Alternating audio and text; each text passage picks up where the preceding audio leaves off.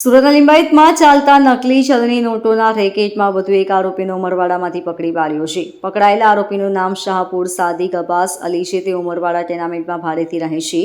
મૂળ મહારાષ્ટ્રનો વતની છે. સાદિક પાસેથી 200ના દરની 2.91 લાખની નકલી ચલણી નોટો મળી આવી છે.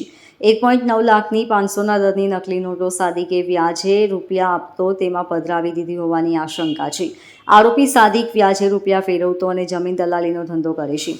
સુરત હેરાલ્ડ સાપ્તાહિક અને SH ન્યૂઝ 24/7 ચેનલના ફિરોઝ શાહે સાદિકને 4 લાખની નકલી ચલણી નોટો આપી હતી, જેથી SOGની ટીમ તેના ઘર સુધી પહોંચી છે. વધુમાં ફિરોઝે 4 લાખની બોગસ નોટોનો 1.5 લાખમાં સાદિક સાથે સોદો કરી 80,000 સાદિકે આપી દીધા હતા. બાકીની રકમ નોટો વટાવીને આપવાનું કહ્યું હતું. આરોપી ફિરોઝ સુપડુ શાહ, બાબુલાલ ગંગારામ કપાસિયા અને સફીક ખાન ઇસ્માઇલ ખાનની લિંબાયત પોલીસે ધરપકડ કરી છે.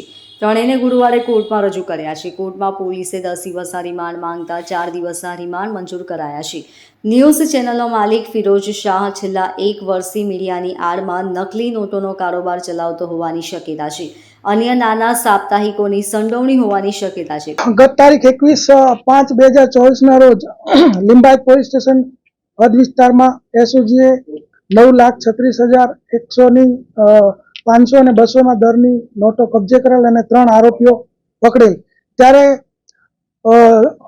વધુ પૂછપરછ દરમિયાન જે મુખ્ય આરોપી ફિરોઝ શાહ છે એને પૂછપરછ દરમિયાન જાણવા મળેલું કે એ નોટોમાંથી અમુક જે 3,90,000 સમથિંગ સાદિક અલી ઉર્ફે બટાકા અબ્બાસ અલી શાહપુર કે જે સલાબતપુરા એરિયામાં રહે છે એને અગાઉ 70,000 કે 80,000 રૂપિયામાં એને આપેલી.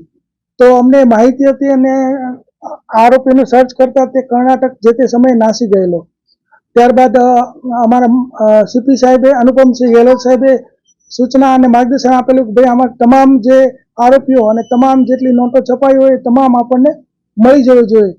તો અમે અમારી એક ટીમ કર્ણાટક રવાના કરી. એ દરમિયાનમાં અમને હકીકત મળી કે જે સાદિક પઠાણ જે છે એ અહીંયા સલાબતપુરા એરિયામાં ગુજરાતી સ્કૂલની પાસે આંટા મારી રહ્યો છે. તો એ દરમિયાનમાં અમે વોચ રાખેલી હતી SOGએ અને એ દરમિયાનમાં ગઈકાલે આ સાદિક જે છે એ મળી આવ્યો અને એની પાસેથી 3,90,800ની 200ના દરની ચલણી નોટો કબજે કરેલ છે. Bureau report LK star news Surat.